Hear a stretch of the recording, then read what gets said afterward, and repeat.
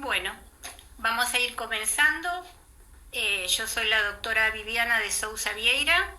Quiero agradecer al Centro de Graduados por haberme convocado. Y bueno, hoy vamos a hablar sobre un tema muy especial porque es el Instituto de la Adopción, pero dentro de este contexto de pandemia. Yo voy a desactivar ahora los comentarios para después activarlos antes de terminar la clase. Bueno, todos sabemos que de un día para otro nos hemos despertado con una realidad distinta.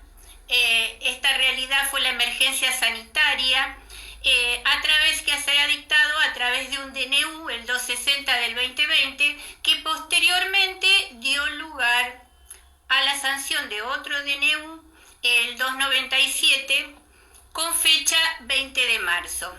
Este último DNU es el que restringió la circulación de las personas y es el que implementa el ASPO, es decir, este aislamiento social preventivo y obligatorio.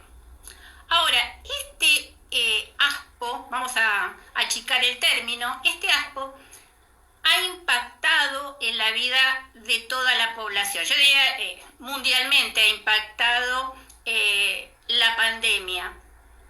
Pero especialmente hay un grupo de personas altamente vulnerables que ya antes estaban en una situación complicada y este aislamiento lo complicó más aún. Todas estas poblaciones que están en múltiple estado de vulnerabilidad tienen que estar en este momento visibilizadas y protegidas especialmente. Por ejemplo, el tema de las mujeres víctimas de violencia. Pero además de las mujeres víctimas de violencia, no es algo que apareció con el ASPO, pero todos sabemos que recrudeció la violencia de las mujeres por quedar encerradas en el mismo ámbito donde se encontraba su agresor. Bueno, la otra población que está muy complicada con respecto a este tema son los niños institucionalizados, es decir, estos niños que se encuentran dentro de los hogares. Entonces, para poder proteger a esas poblaciones es necesario compatibilizar no solamente las normas procesales, sino también con la realidad sanitaria, la protección de los derechos involucrados, que en este colectivo vamos a ver que es especial porque tiene un corpus juris específico, un corpus juris dirigido a proteger la infancia, y a todo eso le vamos a sumar la concientización y la sensibilización de los magistrados, que les puedo asegurar que fue ejemplar durante todo este lapso que todavía seguimos, que se van prorrogando, este decreto se fue prorrogando, pero vamos a ver especialmente en este tema que tuvieron una actuación proactiva, es decir, los magistrados estuvieron a la altura de las circunstancias. Desde ya que la justicia se tuvo que adaptar a los cambios y eso fue a través de la incorporación de los TICs. Estos TICs nos permitieron, a nosotros no, a los magistrados, permitieron tomar contacto personal con los justiciables y de esa manera seguir el trámite, sobre todo en este contexto, de las adopciones.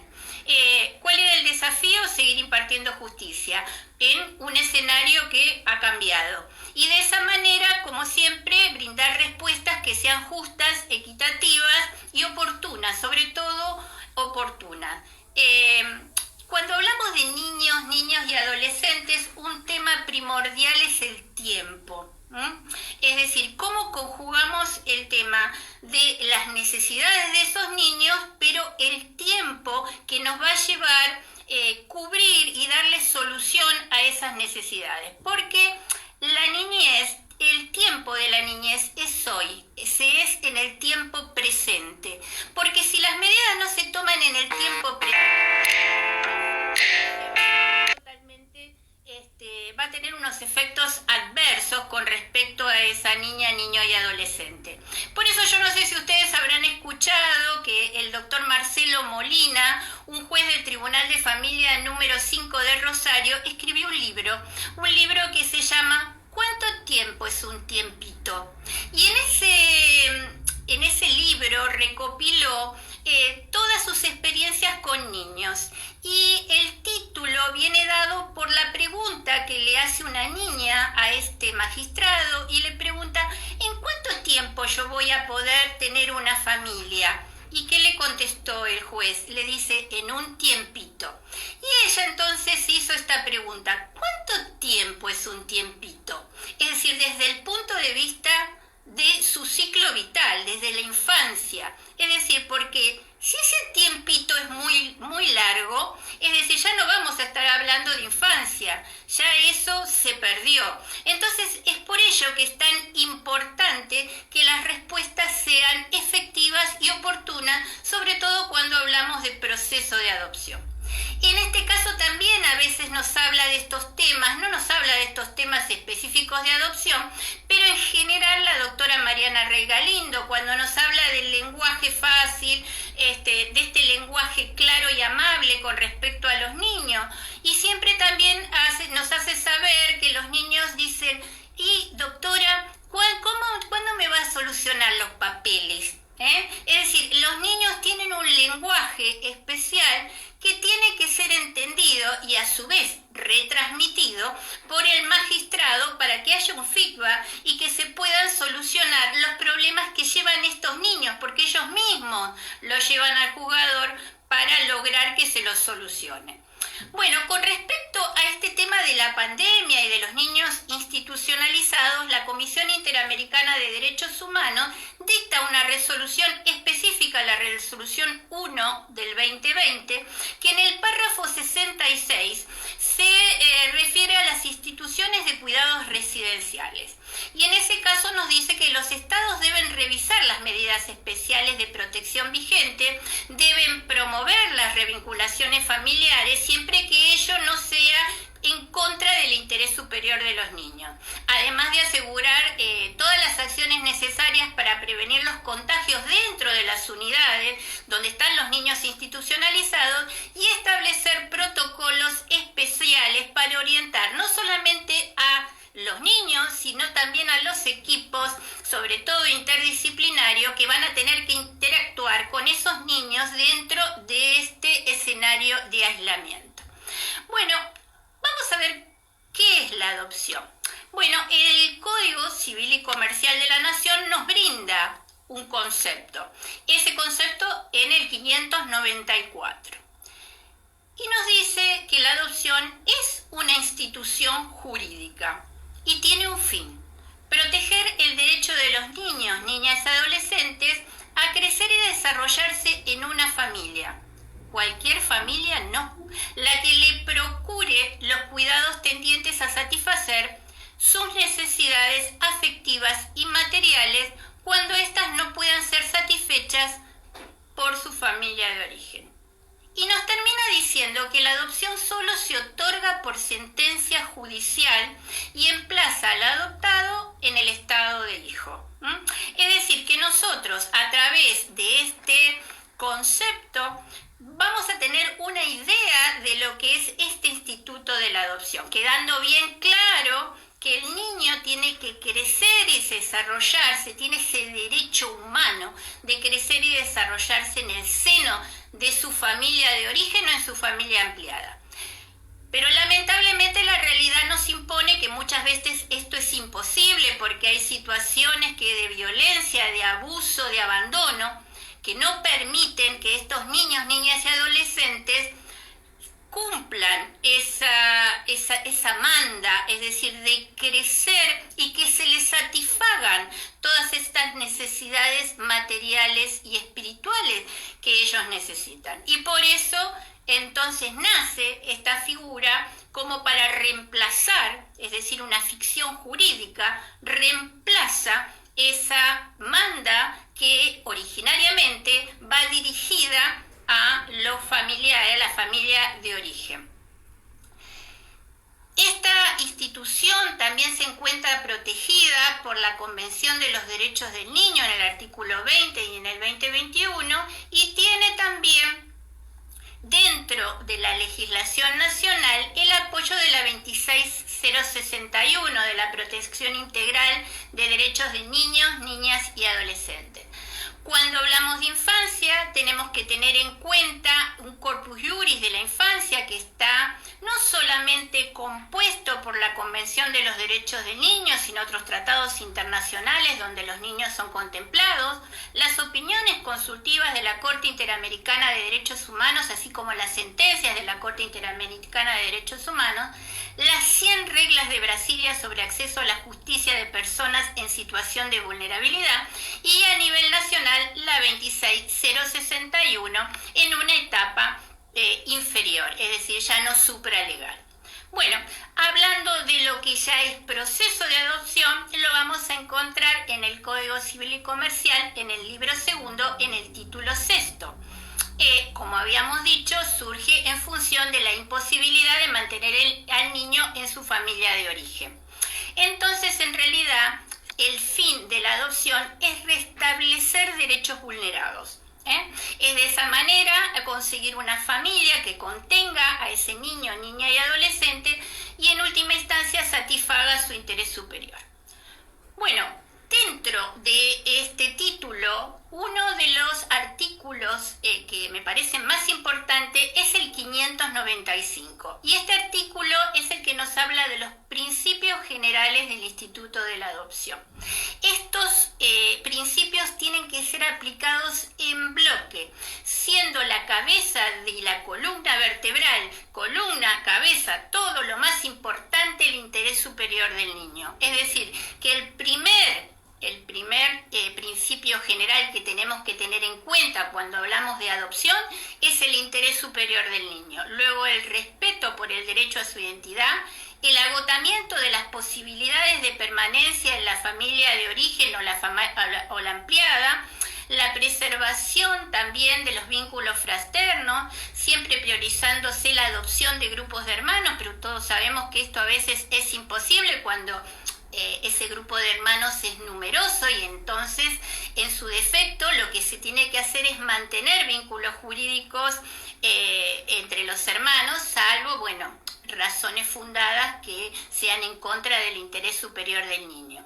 Luego está el derecho a conocer los orígenes y el derecho del niño, niña y adolescente a ser oído y que su opinión sea tenida en cuenta según siendo obligatorio requerir el consentimiento del niño a partir de los 10 años. Entonces, la adopción nos queda claro que es una figura subsidiaria y estamos hablando de un proceso. Este proceso tiene 3 etapas: la declaración de estado de adoptabilidad, la guarda con fines de adopción y el juicio de adopción propiamente dicho. Pero en realidad hoy no vamos a hablar del proceso de adopción, sino que vamos a hablar de determinados fallos y resoluciones que se han dado en este contexto de pandemia. Uno que me pareció muy interesante, yo después se los traje cronológicamente, pero este es aparte porque estamos hablando de niños institucionalizados, específicamente de institución, es un amparo que inicia el Ministerio Público Tutelar contra el gobierno de la Ciudad de Buenos Aires, con fecha 2 de julio del 2020. Entonces se ordena, en este caso al gobierno de la Ciudad de Buenos Aires, se disponga personal suficiente y adecuado para el cuidado de niños institucionalizados. Desde ya le aclaro que en este caso el amparo va dirigido a un hogar particular. No les voy a decir el nombre, pero es solamente un hogar. Pero es garante del derecho de la protección de los niños y adolescentes el gobierno de la Ciudad de Buenos Aires, y además este hogar es un hogar público, por lo tanto, va dirigida contra el gobierno. Y entonces se considera en este fallo que todas las actividades de esta población infanto-juvenil que se encuentran y se desarrollan en el interior de este hogar, ante el ASPO y sus sucesivas prórrogas, potenció, las necesidades de estos niños que demandan mayor atención, cuidado, contención. Imagínense ustedes en sus casas que tienen hijos, todas las necesidades necesidades que se vieron potenciadas, porque por ejemplo el tema de realizar la tarea a través de una computadora, a través de un Zoom, es decir, capaz que dentro de estos institutos no había personal especializado como para enseñarle a los niños u orientarlos en el aprendizaje de esta tecnología. Entonces, imagínense que todo lo que tiene que realizar este niño y que antes podía ir a la escuela, que lo mismo que pasa con los demás, pero potenciado por la cantidad de niños en la escuela o recreativos. Ustedes saben que en los hogares también hay voluntarios que los sacan a pasear y todo eso, o cuando los niños ya se estaban vinculando con un pretenso adoptante, todo esto se paralizó. Ahora, además de eso, muchos de estos operadores, en algunos hogares se les llama educadores, estos educadores en contexto de pandemia, bueno, comenzaron a solicitar excepciones, ya sea porque estaban enfermos, tenían familia enferma, porque vivían lejos, bueno, y entonces se quedaron sin la dotación necesaria para satisfacer todas esas necesidades que encima se habían multiplicado de estos niños. Entonces había que organizar, ¿no?, con una mayor cantidad, no solamente de personas que ayudaran, por ejemplo, que tengan conocimientos de tipo didáctico para ayudarlos en sus tareas escolares, que antes muchas veces los hacen también los voluntarios que ayudan en estas mismas instituciones, sino también que generar actividades lúdicas, es decir, tenemos los chicos adentro, a ver qué es lo que podemos creativamente, bueno, organizar para que estos niños no sufran el impacto tan fuerte de este aislamiento, que ya venían aislados, es decir, que esto se lo potencia por otro lado.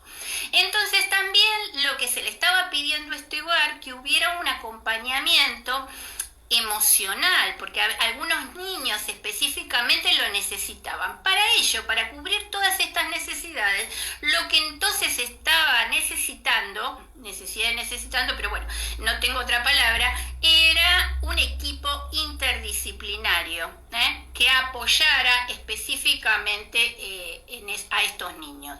Entonces, de entrada en el hogar no había la cantidad de trabajadores necesarios para atender el aumento de la demanda, ya sea de atención, cuidado o contención de estos niños. Por lo tanto, el Ministerio Público Tutelar toma intervención y interpone este amparo donde se condena al gobierno de la Ciudad de Buenos Aires para que en el plazo de 2 días disponga y acredite en las actuaciones la dotación de un personal suficiente y adecuada para el cuidado de estos niños, niñas y adolescentes institucionalizados, asegurando como mínimo la presencia de 3 operadores por turno todos los días de semana, ¿sí? Y que ya les digo que es poco, ¿no? Y basándose en el artículo 11 de la ley 26061, que establece que los niños tienen que desarrollarse y crecer en su familia y mantener un vínculo personal y directo con los padres, aunque estuvieran divorciados, aunque estuvieran separados, o pensara sobre ellos alguna denuncia penal o una sentencia, salvo que dicho vínculo amenazara o violara alguno de los derechos de los niños, niñas y adolescentes que consagra la ley. Ahora, en el caso que ello no fuera posible, en forma excepcional, entonces, recién ahí deben ser criados y vivir y desarrollarse en un grupo familiar alternativo. Bueno, entonces esto es un paso previo, estar institucionalizado para poder cumplir con el artículo 11 de la 26061. Y por lo tanto, también se tiene que tener en cuenta, que es muy importante y lo vamos a ver en todos los fallos, cumplir con el artículo 3 de la Convención de los Derechos del Niño, específicamente en su párrafo 3º, que entonces dice que los Estados partes deben asegurar que las instituciones, los servicios y los establecimientos encargados del cuidado y protección de los niños cumplan las normas establecidas por las autoridades competentes, especialmente todo lo relacionado a la cuestión sanitaria, seguridad, número y competencia de su personal, y así como una supervisión también adecuada. Entonces, lo que se hace hincapié en este fallo es que el gobierno de la Ciudad de Buenos Aires tiene que adoptar medidas de acción positiva a fin de garantizar la igualdad real de oportunidades en el pleno goce y ejercicio de los derechos de estos niños, porque si no habría una diferencia abismal entre los niños que están en su casa con sus padres y los niños que están institucionalizados. Bueno, cuando el artículo 3 de la Convención de los Derechos del Niño, en su párrafo primero, nos dispone que todas las medidas, esto lo vamos a ver, esto va para todos los fallos que vamos a ver, en todas las medidas concernientes a los niños que tomen las instituciones públicas y privadas de bienestar social, los tribunales, las autoridades administrativas o los órganos legislativos, miren lo que dice, una consideración primordial que se atenderá será el interés superior del niño. Pero miren la diferencia cuando se habla en la Convención de los Derechos del Niño de la Adopción, en el artículo 21. El interés superior del niño es la consideración primordial y no cabe otra. Es la consideración primordial. En el otro es una entre tantas. Pero cuando hablamos de adopción, la única consideración especial como excepción que se tiene que tener es el interés superior del niño. Y este interés superior debe ser doblemente protegido en casos de pandemia, donde varios de los derechos humanos de estos niños van a encontrarse conculcados. Es el de salud, el de la educación, esparcimiento y recreación. Por lo tanto, me parece que es un fallo a tener en cuenta, me parece ejemplificativo, porque esto en realidad es en contexto de pandemia, pero todos sabemos que todo esto que está ordenando específicamente este fallo no se cumple, ni siquiera en los hogares privados. Así que bueno, ojalá que esto sea el comienzo, ¿no?, de este tipo de supervisión con respecto a los niños institucionalizados. Bueno, ahora vamos a hablar en general de lo que sucedió en términos concretos en cada niño en particular. Vamos a ver que durante esta etapa de aislamiento social preventivo y obligatorio, varios juzgados han dictado sentencias que yo diría que son ejemplares, ya en cuanto tanto a su originalidad como a la fundamentación. Yo creo que también estuvieron a la altura de las circunstancias y evidenciaron que tienen un compromiso efectivo con los derechos de la infancia.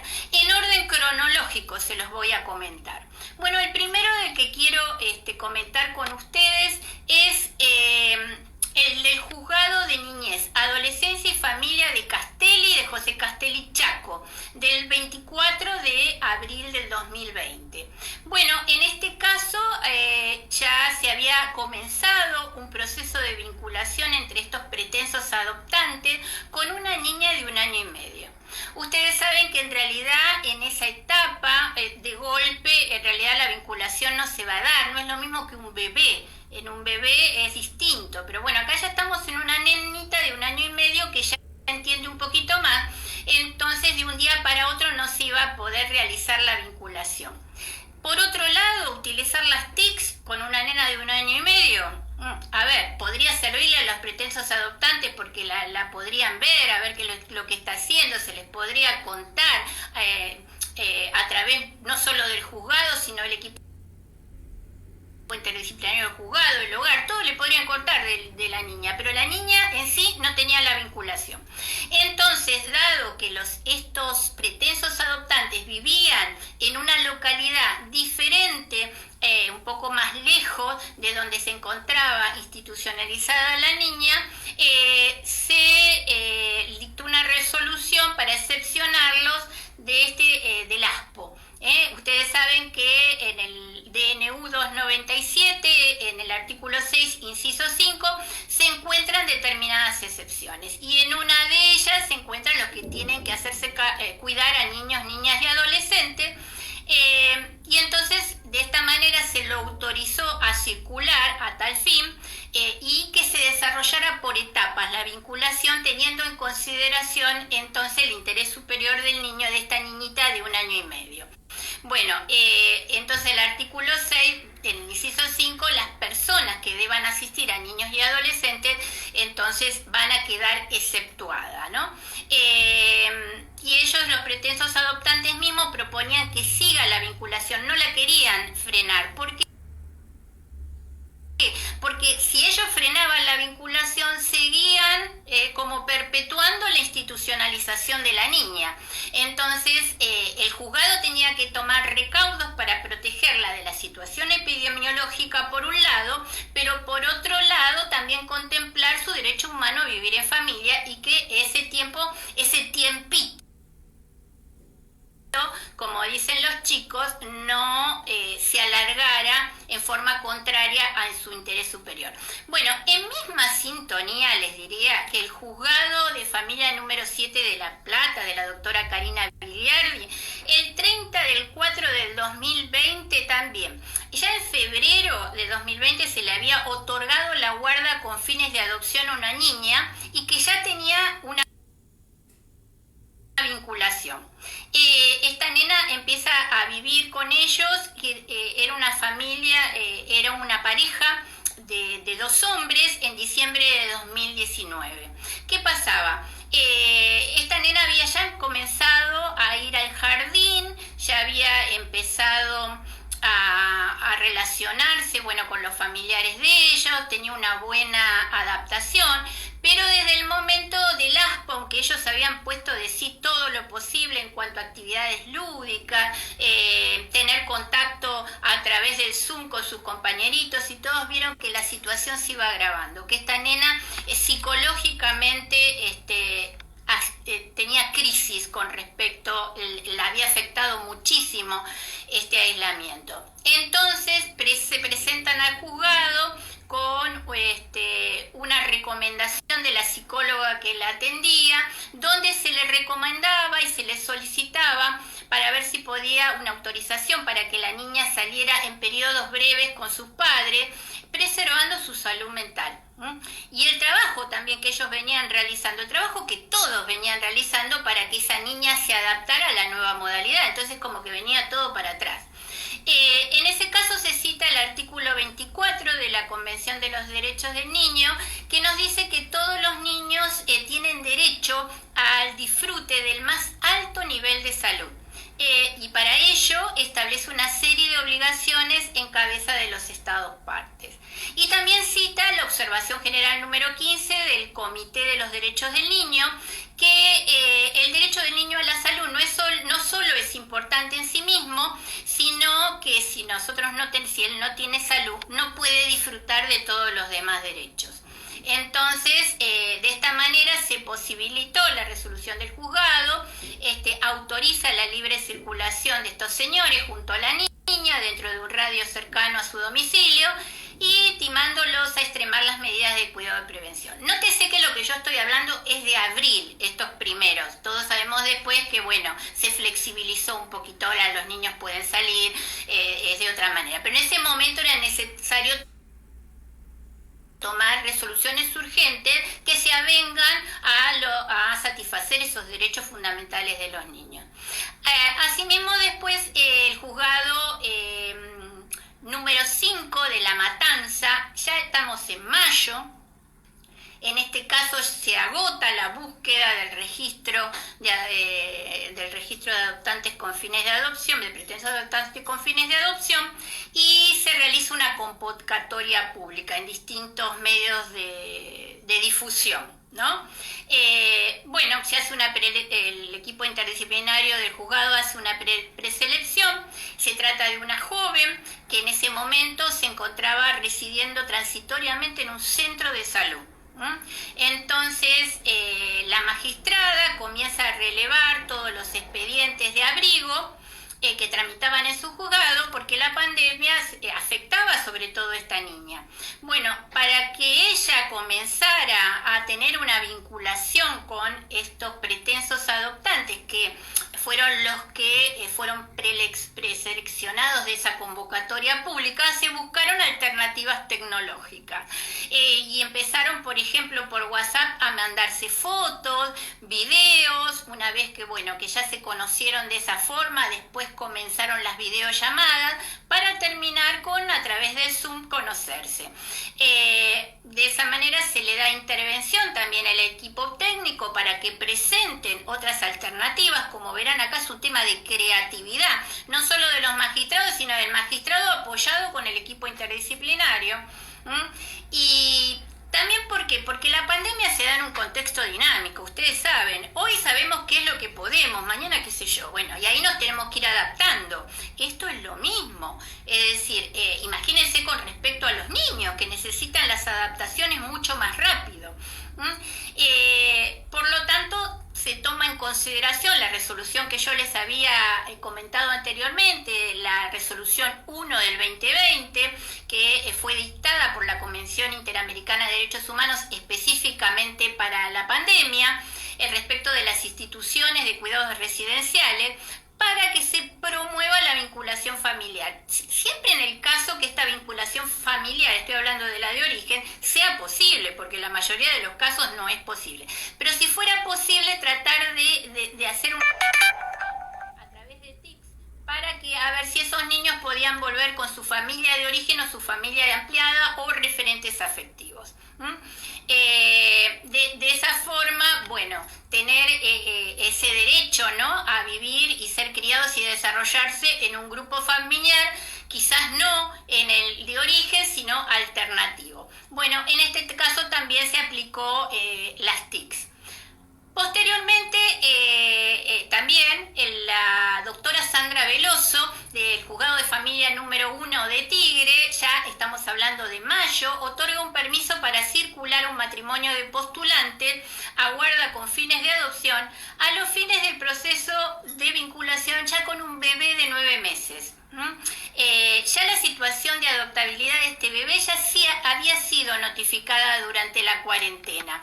Se tuvieron en cuenta, como siempre, todas las recomendaciones de la Organización Mundial de la Salud, del médico de pediatra, del infectólogo, y se consideró que el seno de una familia ese era el lugar más propicio para que este niño creciera y estuviera como resguardado. Era un bebé. Entonces, en este caso fundamental, la doctora Veloso da operatividad al principio de tutela judicial efectiva del artículo 706. Ustedes saben que el Código Civil y Comercial de la Nación, en un título especial, ha establecido los principios procesales específicos para el derecho de familia, y en este caso el de tutela judicial efectiva, que este de tutela judicial efectiva es el que está más relacionado con este principio de inmediatez, este principio de rapidez en las decisiones, es decir, la celeridad en la decisión. No quedarse esperando que las cosas sucedan, sino pensar rápidamente qué es lo mejor para esa niña, niño y adolescente y efectivizarlo a través de una sentencia. En este caso, específicamente, la doctora Veloso, y bueno, con buen criterio, estableció que como no existe una certeza de cuándo va a terminar el ASPO, bueno, hasta ese momento se iba a mantener la medida. Después iba a seguir, bueno, todos los pasos de la guarda y todo lo del proceso de adopción. Bueno, llegamos a un fallo que no tiene nada que ver con respecto a lo que estamos hablando, pero específicamente trata de lo que es el proceso de adopción. Y es del Juzgado de Familia número 9 de Lomas de Zamora, del 31 de julio. Ya llegamos a julio. Bueno, en este caso se impone una cuota alimentaria a un guardador por el plazo de 5 años y 6 meses, conforme lo preceptuado del 676 del Código Civil y Comercial de la Nación, es decir, de acuerdo a lo establecido para el progenitor afín, porque este guardador, en forma introspectiva, decidió no adoptar a la niña que se encontraba bajo su guarda desde que era un bebé. Él había asumido este rol paterno que había durante muchos años, lo había ejercido, y el fallo se basa en la doctrina de los actos propios, es decir, ya que se supone ir contra la previsibilidad. Lo que es previsible es que este señor, si se había anotado en el registro de pretensos adoptantes, había seguido por todos los pasos, ya estábamos terminando la adopción, lo más seguro que iba a ser, digamos, un papá adoptivo. Y bueno, y esto por su decisión no pudo concretarse. Es decir, que creó expectativas que no sé si llegaron a cumplir. En este caso en especial, la niña tenía una historia vital muy complicada, porque ella se encontraba, cuando ellos empezaron a realizar los trámites, cuando tuvieron la primera vinculación, la niña se encontraba hospitalizada porque estaba en un cuadro grave de desnutrición. La había encontrado a ella y su madre en la calle, en un notorio estado de vulnerabilidad.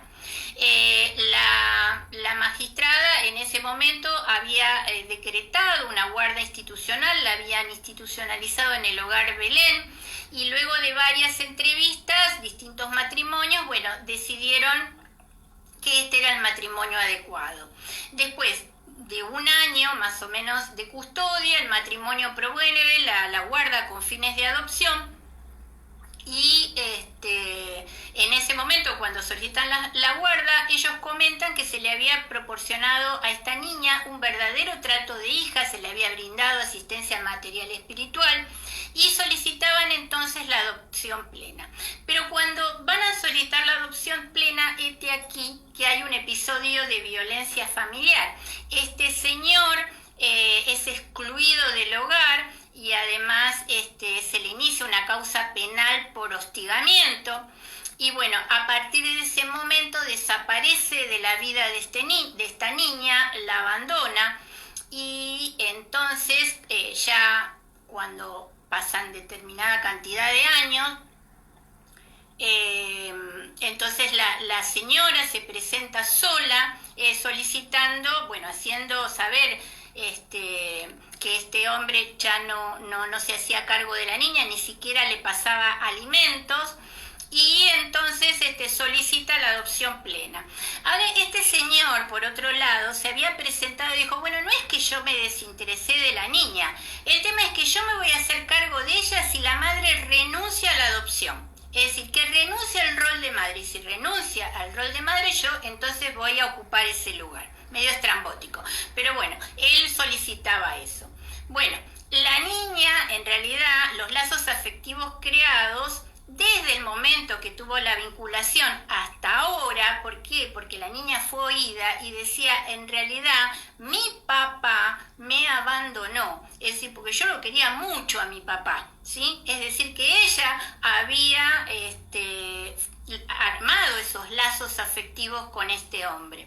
Entonces, en función de todo ello, y como pregona la Convención de los Derechos del Niño y la Ley 26061, sobre todo en su decreto reglamentario, la familia tiene que interpretarse en sentido amplio, es decir, no solamente la familia de origen, la ampliada, los referentes afectivos, sino aquellas personas que hayan tenido vínculos significativos, miembros de la comunidad, que representen para la niña, niño y adolescente vínculos significativos y afectivos en su historia personal. Esos también son considerados familia. La nena, para que tengan una idea, había comenzado la vinculación con sus pretensos adoptantes cuando tenía 3 años. Y entonces, en este caso en especial, si el juez no hubiera determinado una obligación alimentaria con respecto a este señor, entonces no estaría protegiendo los derechos de esta niña, que hasta último momento pensó que ese hombre que ella lo llamaba papá iba a volver y se iba a hacer cargo de ella. Por lo tanto, le aplica la disposición del 676, alimentos a cargo del progenitor afín, y en este caso destaca que es mucho mayor el guardador, es decir, la obligación del guardador que el del progenitor afín, porque tiene un rol que es de mayor responsabilidad y por lo tanto el derecho alimentario del niño tiene que ser respetada.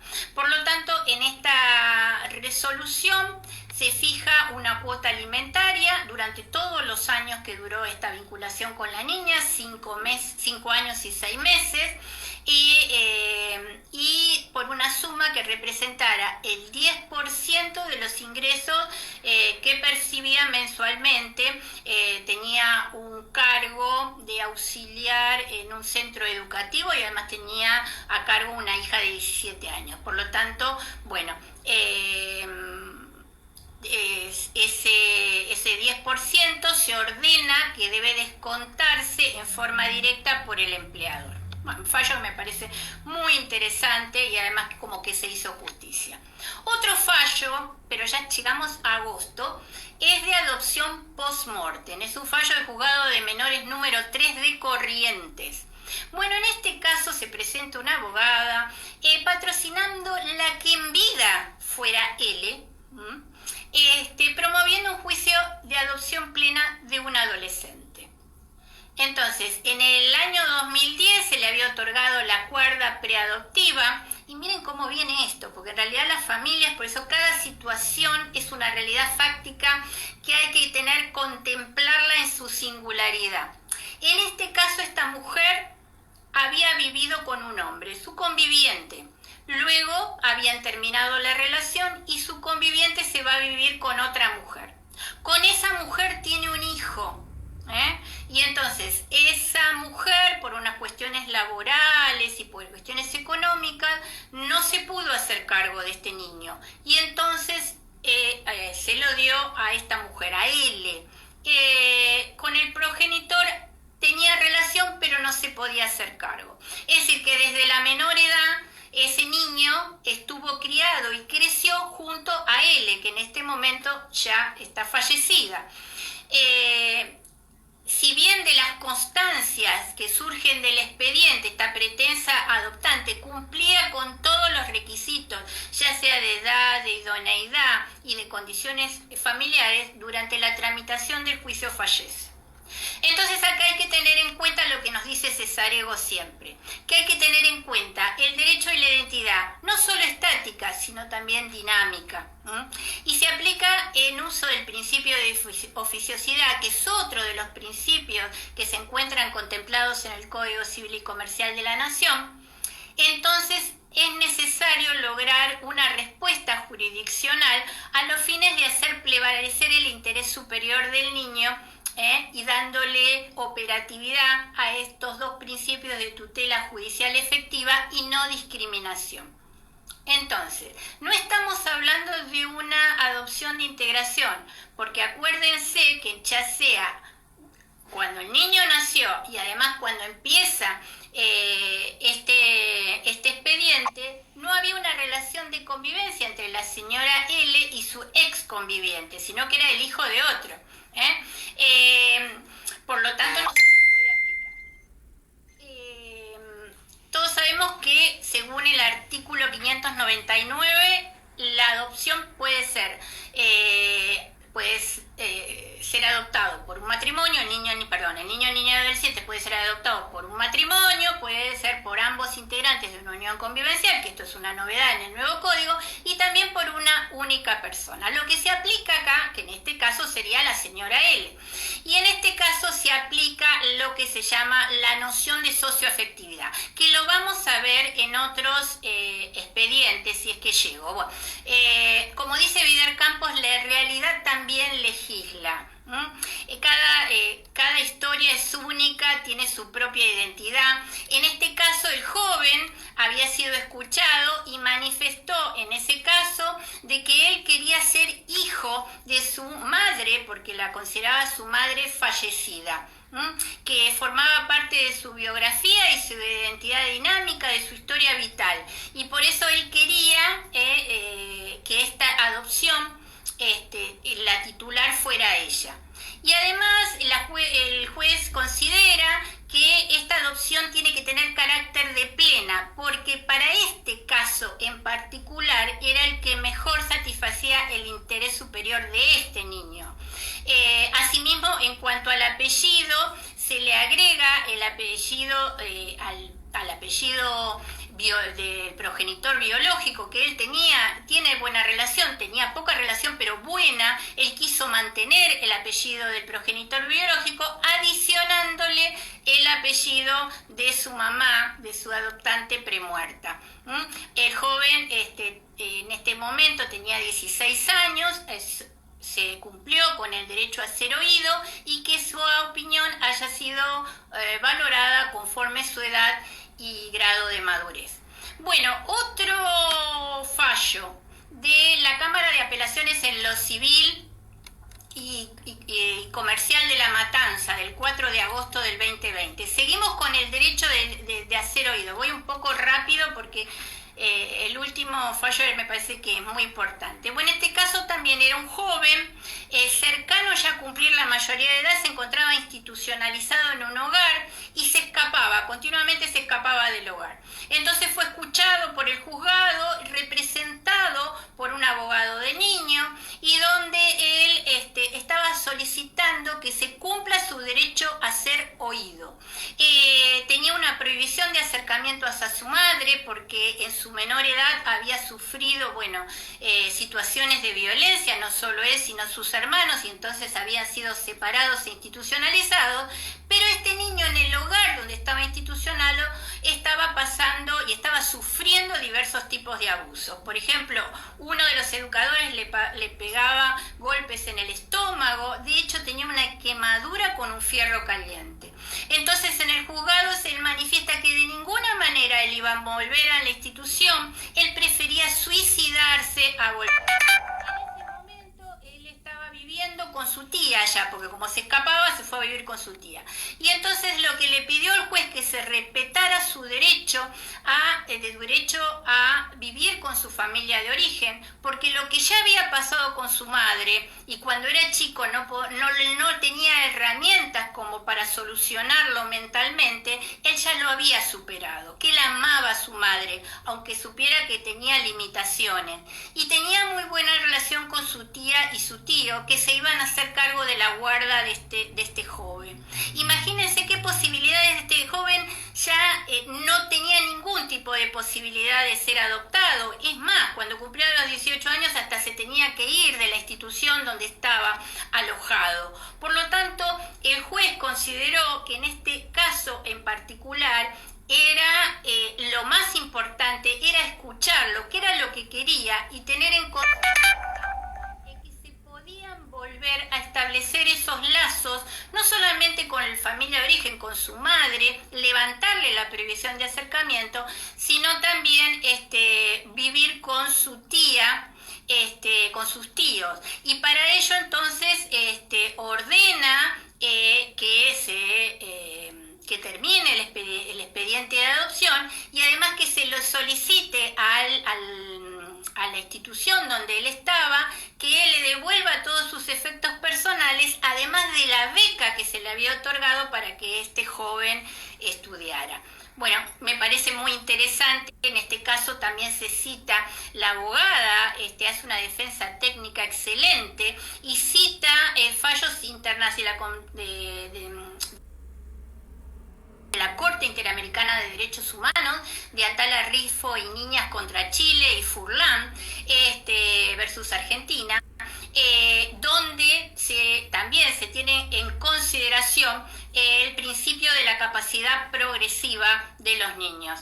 Bueno, y como ya me faltan 10 minutitos nada más, vamos con el último y más complicado de los...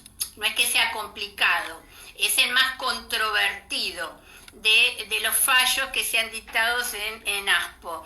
Y es el del juzgado de familia número 1 de Tandil, del 6 de agosto de 2020, donde en el 2019, en noviembre, se decreta el estado de adoptabilidad de un joven, que luego de la adopción de una medida de abrigo, se encontraba el cuidado de un matrimonio de referentes afectivos. Bueno, otra vez, se lo voy a hacer todo muy por arriba como un cuentito. Bueno, esta joven en realidad vivía en una localidad, en Carlos Tejedor, con sus padres. Su madre la abandona y el padre se queda a cargo de ella y de otros hermanitos. Pero lamentablemente el padre no podía sostener su rol, cada vez se complicaba más la situación y se viene a vivir, en este caso, a Tandil. Bueno, cuando llega a Tandil se complica la situación de este hombre, el servicio y el sistema, la Defensoría de los Derechos del Niño trata de apuntalarlo en su rol de progenitor, pero cada vez cae más en el alcohol, hay episodios de violencia y posibles abusos. Por lo tanto, se dicta una medida de abrigo, pero en el interín, esta joven, que era una de las más grandes, esta familia se va a vivir junto a otra familia cuando ellos llegan a Tandil. El progenitor junto a los chicos llegan, y estos vecinos tienen una hija que es de la misma edad que esta joven, que es la protagonista de este fallo.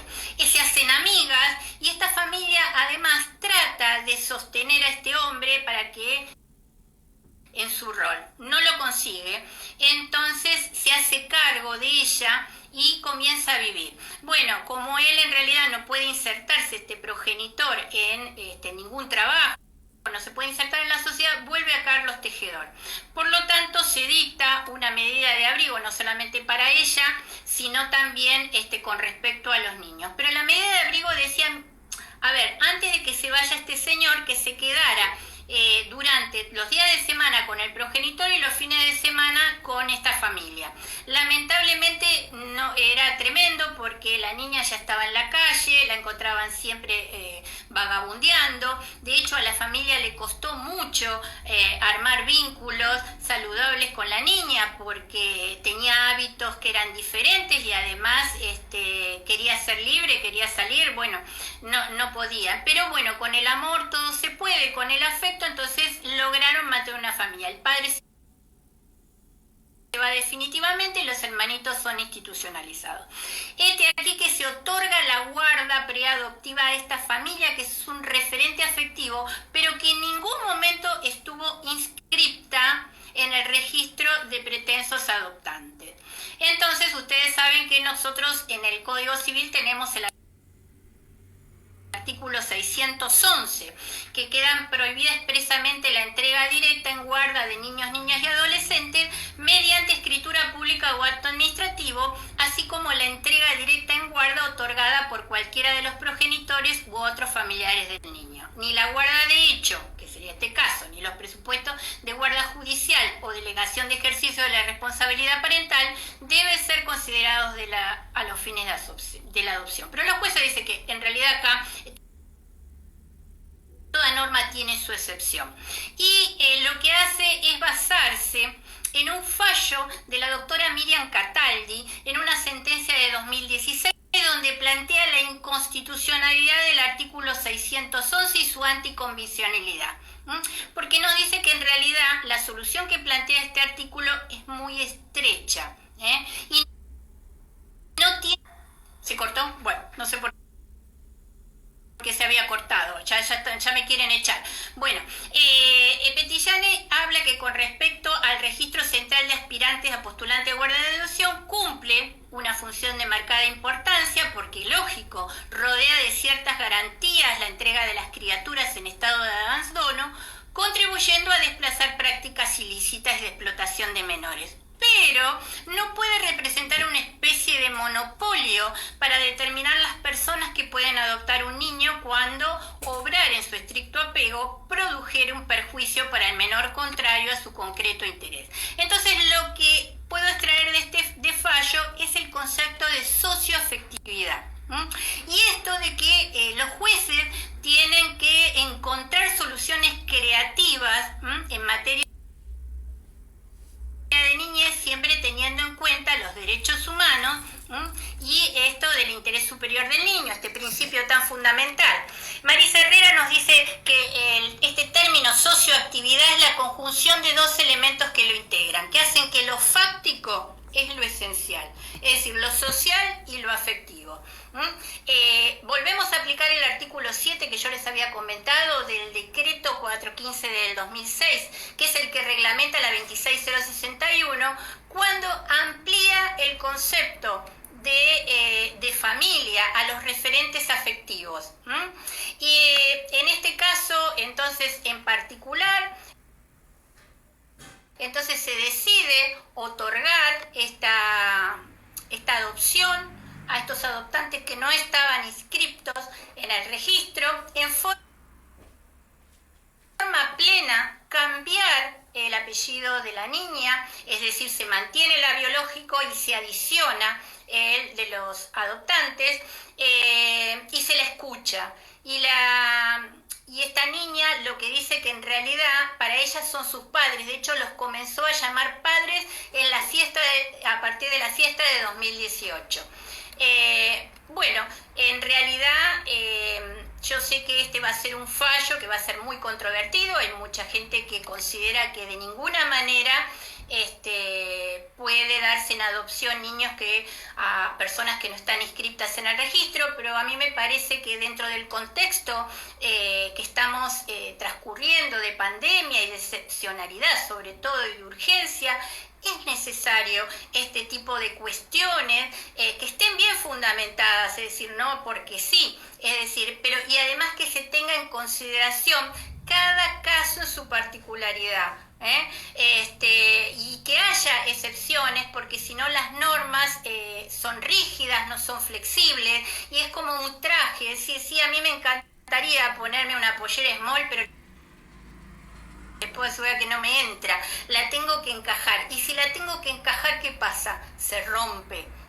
Esto es lo mismo, si yo quisiera encajar determinadas cuestiones relacionadas con la niñez a determinados parámetros que son rígidos y que se tienen que aplicar a todas las situaciones, es probable que no pueda.